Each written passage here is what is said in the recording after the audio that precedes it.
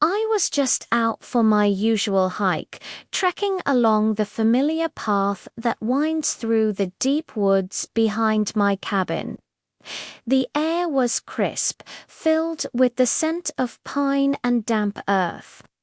I love these quiet moments, just me and the sounds of nature. But this particular day, something felt different. I couldn't shake the feeling that I was being watched. I'd stop, listen, and hear nothing but the wind rustling through the leaves. But then, as I'd start walking again, I'd catch a fleeting glimpse of movement out of the corner of my eye. A shadow, too large for a deer, too quick for a bear. My heart started pounding. I've heard the local legends, the whispers about a reclusive creature in these mountains, but I always dismissed them as campfire stories. Trying to calm my nerves, I told myself it was just my imagination.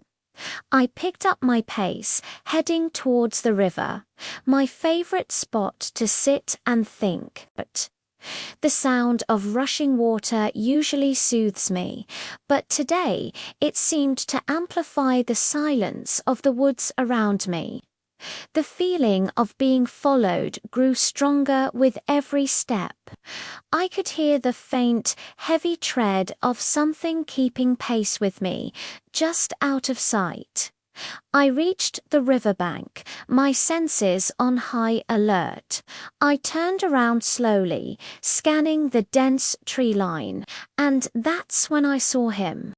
Standing just at the edge of the woods, partially obscured by a massive oak tree, was a figure that defied all logic. It was huge, covered in thick, dark fur, with broad shoulders and long arms. Bigfoot, my mind raced. Fear, disbelief, and an overwhelming sense of awe washed over me. He wasn't menacing. His posture was almost shy. He just stood there, watching me with large, intelligent eyes. They held a depth I couldn't comprehend, a mix of curiosity and something else. Something that looked like sadness. Every instinct told me to run, but I was frozen, captivated by this impossible being. I decided to do something crazy. I slowly sat down on a smooth, flat rock by the water's edge, making sure my movements were calm and not threatening. I wanted him to know I wasn't a danger. I just sat there, facing the river, but acutely aware of his presence behind me. Minutes felt like hours. The tension was thick, but it wasn't hostile. It was more like a quiet standoff between two worlds. Then I heard a soft shuffling sound. I risked a glance over my shoulder. He had taken a few hesitant steps out from behind the tree. He was holding something in his massive hands, cradling it gently against his chest. I couldn't make out what it was. My curiosity started to overpower my fear. What could this legendary creature be holding so delicately? He took another slow step forward, then another, until he was standing a respectful distance away, near the edge of the clearing. He never took his eyes off me, as if gauging my reaction. I gave him a small, reassuring nod. I don't know why, it just felt like the right thing to do. He seemed to understand. He slowly lowered himself to a seated position on the ground, mimicking my posture.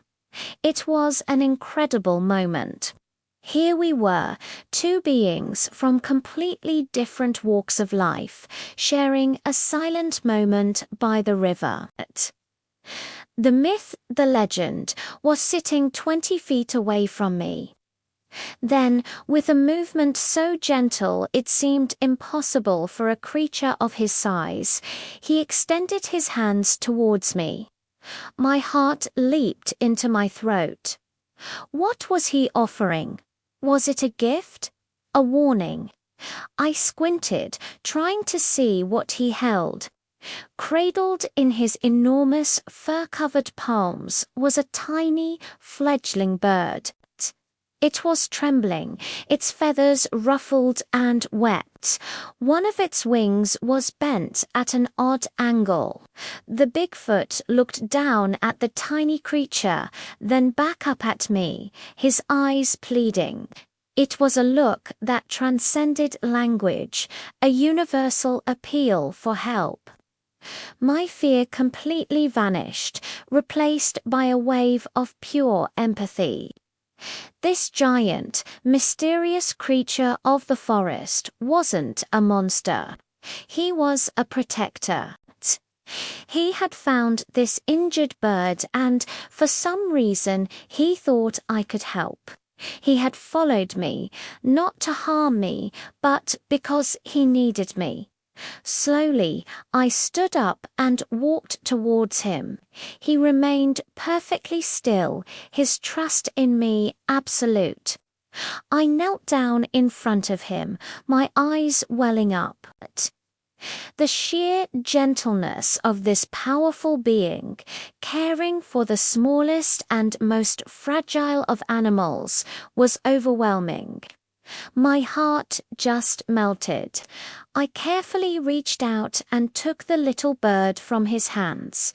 It was so light, so delicate.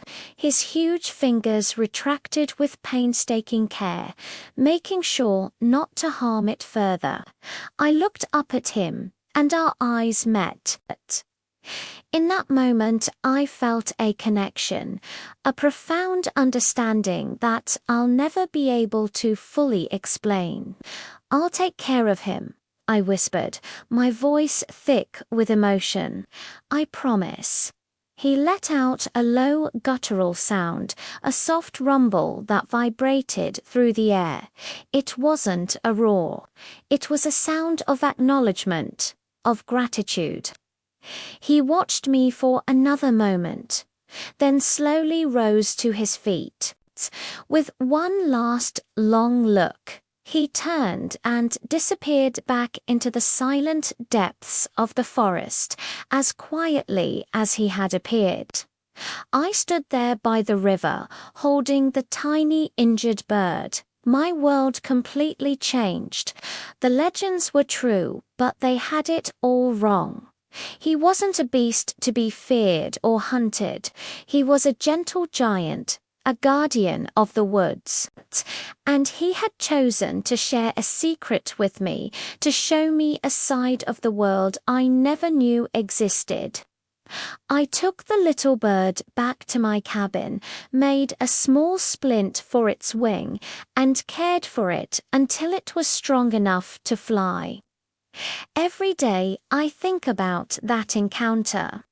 Sometimes, when I walk by the river, I feel that familiar sense of being watched, and I just smile. I know my friend is out there, keeping an eye on his forest. Thank you so much for listening to my story. It's an experience I'll carry with me for the rest of my life. If you enjoyed this, please consider liking the video and subscribing to the channel for more adventures.